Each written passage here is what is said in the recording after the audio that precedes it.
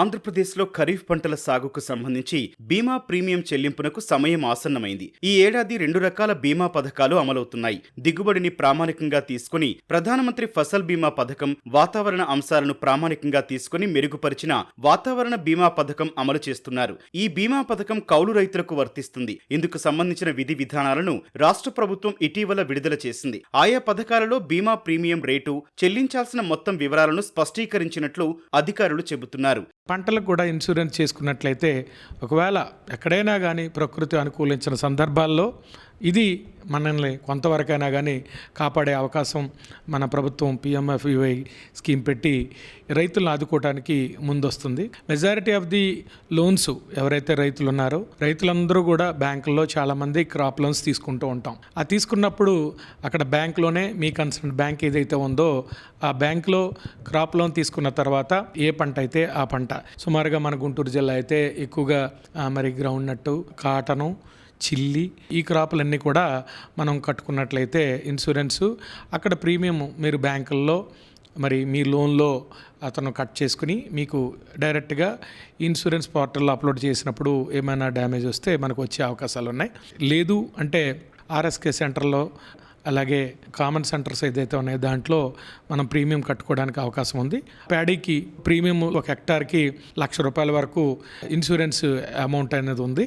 దానికి హెక్టార్కి అయితే ₹2,000, ఎకరానికైతే ₹800 చెల్లించినట్లయితే క్రాప్ డ్యామేజ్ని బట్టి ఎంత డ్యామేజ్ అయితే ఉందో దానికి తగ్గట్టుగా ఇన్సూరెన్స్ అనేది రావడం జరుగుతుంది. అలాగే రెడ్ చిల్లీస్ ఉందంటే మరి హెక్టార్కి ₹2,25,000 వరకు ఇన్సూరెన్స్ అమౌంట్ ఉంది.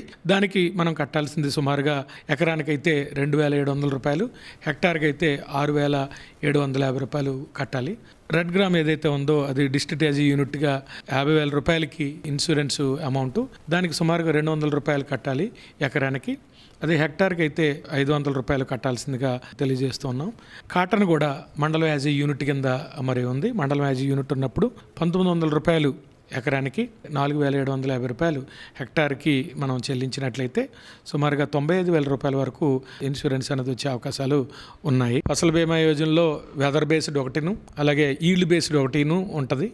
ఈల్డ్ బేస్డ్ అన్నప్పుడు 7 సంవత్సరాలు తీసుకున్నప్పుడు 2 సంవత్సరాలు వరస్ట్ ఇయర్స్ తీసేసి 5 సంవత్సరాలు యావరేజ్ తీసుకున్నట్లయితే 5 సంవత్సరాలు యావరేజ్ చేసి ఎంత ఈల్డ్ అయితే వచ్చిందో ఆ ఈల్డ్కి ఇప్పుడు వచ్చిన ఈల్డ్, కరెంట్ ఈల్డ్ అది మైనస్ చేస్తే ఎంత అయితే వస్తుందో దానికి ఇన్సూరెన్స్ రావడం అనేది జరుగుతుంది. వెదర్ బేస్డ్ అంటే మరి వాతావరణం, వర్షం, టెంపరేచర్ దగ్గర నుంచి ఎవ్రీథింగ్ అనేది ఆటోమేటిక్గా వెదర్ స్టేషన్స్లో రికార్డ్ అవుతాయి. ఆ రికార్డ్ అయిన బేస్ చేసుకుని వెదర్ బేస్డ్ ఇన్సూరెన్స్ అనేది క్లెయిమ్ అవడానికి అవకాశాలు ఉన్నాయి.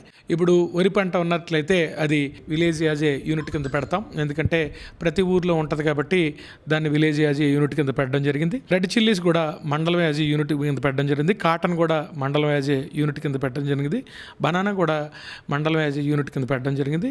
రెడ్ గ్రామ్ అనేది డిస్ట్రిక్ట్ యాజ్ యూనిట్ కింద పెట్టాము, ఎందుకంటే అది అక్కడక్కడ కొన్ని మండలాల్లో కొన్ని విలేజ్లో అక్కడక్కడ ఉంటుంది కాబట్టి డిస్ట్రిక్ట్ యాజ్ యూనిట్ కింద పెట్టి మరి ఇన్సూరెన్స్ అనేది ఇవ్వడం జరుగుతూ ఉందండి. ఫసల్ బీమా పథకంలో వరికి గడువు ఆగస్టు 15వ తేదీగా నిర్ణయించగా మిగతా పంటలకు జూలై 31వ తేదీ గడువుగా ఉంది. వాతావరణ ఆధారిత బీమా పథకంలో అన్ని పంటలకు గడువు తేదీ జూలై 15వ తేదీతో ముగుస్తుంది. వరి పంటకు గ్రామాన్ని యూనిట్గా తీసుకోగా మిరప, పత్తి పంటలకు మండలాన్ని, కంది, మినుము పంటలకు జిల్లాను యూనిట్గా నిర్ణయించారు.